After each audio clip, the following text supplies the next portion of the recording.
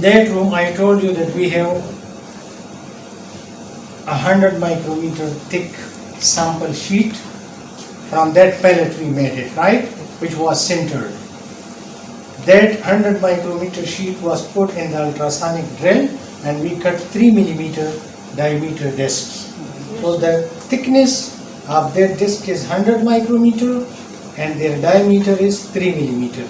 Then those 3 millimeter discs were put in the dimpling machine and the dimpler thinned down them to 25 micrometer in the middle while the edges were still about 100. Dimple means that the center was dimpled, right? And the edges were that much, because if you mechanically or minimally thin the sample to 25 micron, it will break down. It will not sustain itself, right? So we thinned it in the middle, but the sides were still 100 micron. After that, we put it in the iron beam thinner, and argon ions are hitting. The sample is rotating like this, and you can thin it from down and from top. And the beams are coming like this, skipping the surface of the sample and passing by. Skipping means sautiller. The surface is skipped, right? And until small pores appear in the sample. When small pores appear in the sample, this means it is sufficiently thin. And secondly, it means that you can see the electron beam passing through that sample. When you have done it, then if the sample is non-metallic, then you coat it with gold, carbon, depending upon the material and depending upon the specification. Once you have done it, everything, then this small space you see on the tip, the transparent one, there is sample in it, but it is electron transparent. Yes, sir. Yeah, electron transparent sample, the last tip, last tip. You see the end. There is the 3 millimeter disc, and this 3 millimeter disc is the whole world of electron microscopy.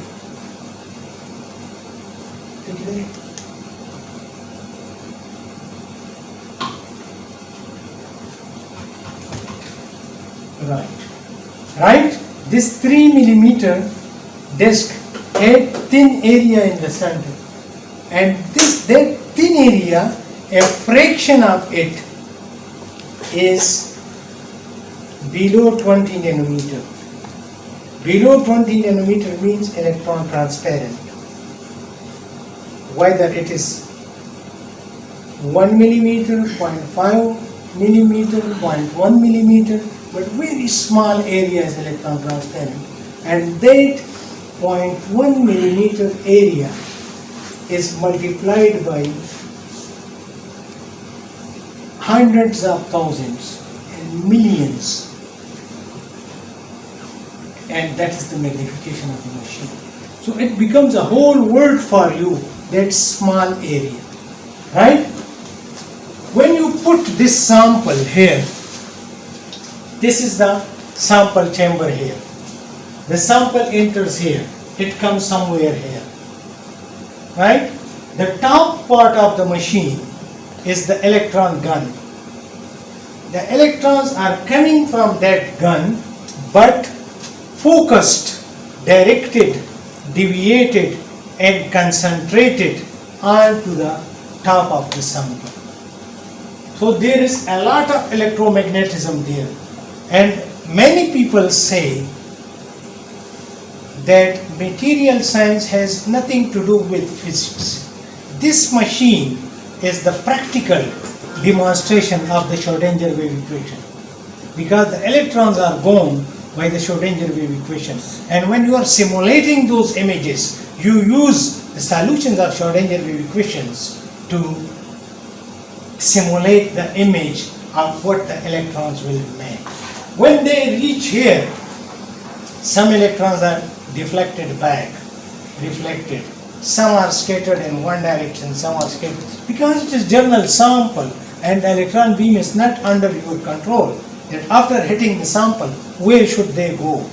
Right? So some are scattered at large angle, some are scattered at small angle, but the small angle ones, they are again focused. These are the pores, the apertures, right? So by introducing an aperture, light is coming from there and I put an aperture here. So I excluded all the rays here, there and there, and I took only the one which were scattered at small angles. And when they come here, they are scattered, but where is the image of my hand? If I put my hand in front of here, so you see the image of my hand on the ground? Yes, sir. What is the image of my hand? Shadow. The shadow. And it is the place where the radiations are not coming. That is why it is dark. Right? So the radiation, the photons from the upside bulb, they are hitting my hand. And those which are blocked, they are making the image. And those which are allowed in between the fingers, they are resolving the spaces. They are bright. They are the same as the remaining floor. So here, the rays, the electron beams which are scattered, they are making the image. But when those scattered radiation again come here through various aperture and they diffract from specific planes. So we have two planes. One is the image plane here, this screen here, right? You can select small areas, and this is fluorescent screen. Electrons are not visible, but when they hit this screen, it is a fluorescent screen, and that gives rise to image or diffraction pattern or whatever visibility you see. So when the big focal plane is in focus, the big focal plane is on focus, then you get the diffraction pattern. And when the image plane is in focus, you get the image of the material. And this is the condenser aperture. So if you need very high resolution, then you optimize all these settings. Condenser aperture, the objective aperture, and all aperture means that whatever you want to exclude and whatever you want to include. Similarly, you can tilt the sample. Here are the tilts at the bottom. So the sample is like this, and you can tilt it like this, if you have a single tilt holder. If you have a double tilt holder, then you can move it like this. So if you had a crystal like this, and you can move it like this and this, it gives you the information. For example, if the tilting is allowed for 30 degrees in each direction, you got 60-degree variation here. So the plane which is at 60 degree to the 111 plane will appear here by tilting. So you knew one plane which was homogeneous, one plane which was on this tilt, and other plane which was on this tilt. And if you have double tilt holder, then you can do it like this as well. And you can measure the planes which are coming at various tilt angles. In the old days, we used to have a goniometer, and we used to tilt the sample manually. But with more sophistication, we got those electronic tilts, and we can press it with foot and we can tilt the sample. So you can get, if this is the 100 direction, you can tilt the sample to another and you get some other axis, and by having a few diffraction patterns, you have a good number of interplanar spacings. And when you have more interplanar spacings, you can derive the latest parameters and the angles from that, and you can do the complete crystallography with the electron diffraction pattern. And you can see in the SEM you are seeing only grains, but in the TM you are seeing individual crystals, right? Because if the crystal is too thick, then the electron beam is not passing through that. No transmission occurs to that. And for that purpose, you go to the edge of the crystal to take the diffraction pattern, right? So it needs very thin electron transparent sample, but you can see single electron crystals with transmission electron microscope. It has that detector, and you can go up to nanoscale. You can select a nanoscale area and measure its elemental composition. And in the old days, we used to fill it with films. There is a camera here. There is a what you can say a cassette type rake here, and we used to change the image and then take the image, then change it, and at the end we used to develop the film, then fix the film, then dry the film, then image the film onto photographic plate, and we used to get the images or the diffraction patterns of the machine. But nowadays everything is digital. They have CCD camera, and you can do digitally all the things with transmission electron microscopy, and you can know about the nanoscale composition of the material, right? If you have any question, now you can ask, because we have a couple of things, then we are finishing. So what is the price of this machine? About 50 million now, 50 to 60 million rupees. But it will be about double now because of the inflation. Yeah, now 100 million, right? Yeah. Sir, from where it is? It is a Jewel company. Yeah. The basic developers are Japanese, and nowadays people are Americans, and various countries are making these, but the company is Jewel Japan. And there are various, this is 200 kV machine. When I was doing my PhD and postdocs, I used to use the 300 kV high resolution electron microscope machine. People have very expensive machine than these, but this type of machine is excellent for, you can say, conventional and a little bit higher level electron microscopy. It can give you resolution up to 1.17 angstrom, 1.4 nowadays. That SEM is giving you about 4 nanometer, right? And this is giving you 1.4 angstrom. So 1.4 angstrom is almost atomic resolution, right? But the 200 kV limits the thickness of the sample.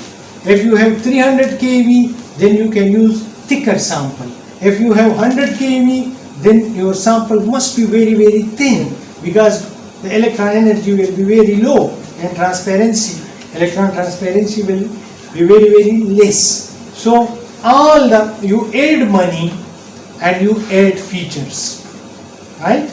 In about 16 years ago, in Cambridge, they were making a room for a microscope, and that room costed more than £1 million.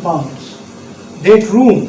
So these microscopes should be kept in very safe, clean environments, because once their vacuum is disrupted, then it takes ages to recover.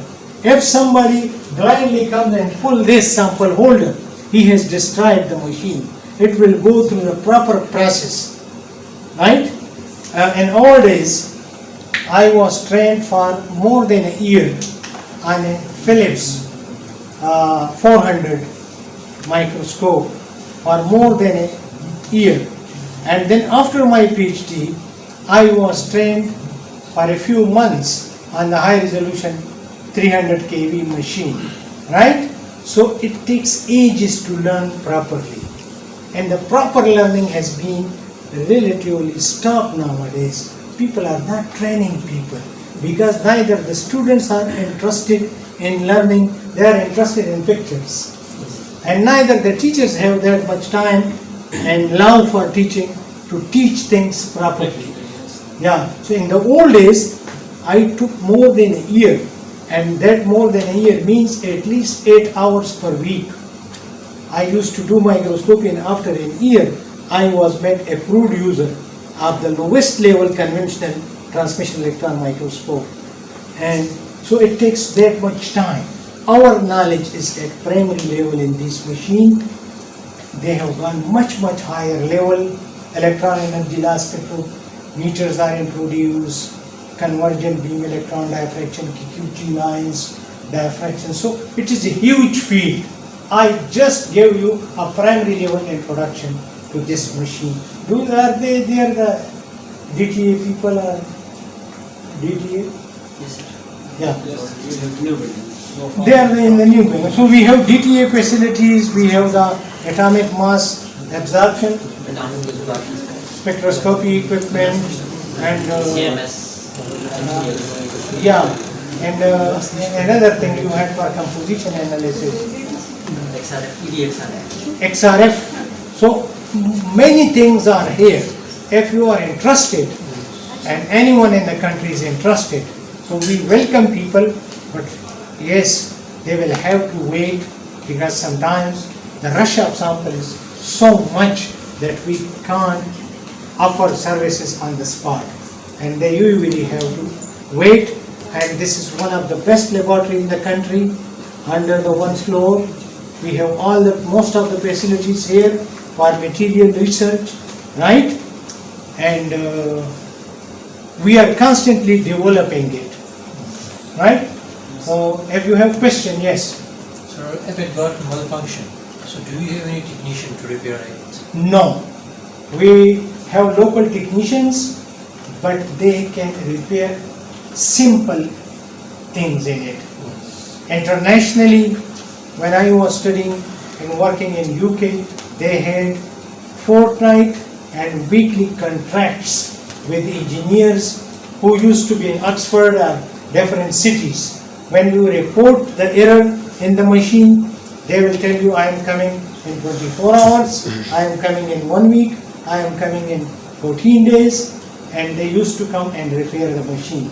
But in Pakistan, we don't have that type of engineers. That is why we are very careful in keeping hands away from such machines, because once they are abused or misused, then their repair takes ages, right? So don't think that we are, what can you say, we don't want, we are jealous or we have something else. No, we have that problem, that if one knob is moved, here is a big thing, here is a big thing. If you look into this bulb and close this and you see small fibers in the light, if that fiber goes inside that machine, it will shut down. It needs very high vacuum because you are dealing with individual electrons and electron beams, and electron is a very small and light thing. So if one fiber is there, then you can't do any microscopy. And that is why we should have excellent facilities, safe rooms for such machine. If they can be underground, it will be much better. If there is some electric field around here, they are affecting the results here, right? So if a train is passing here on the university road, then that magnetic field can affect its imaging here. And I have seen the effect of such things in different cities of UK and Europe. Even sir, start होती है ना तो yeah, and I told them in the start that there must be an underground room, but people laughed at me that why should we have an underground room for microscope? So in future when you come forward, you will understand more than us and you will develop more facilities than us, but these are the basics which we could do so far. Thank you very much. Thank you.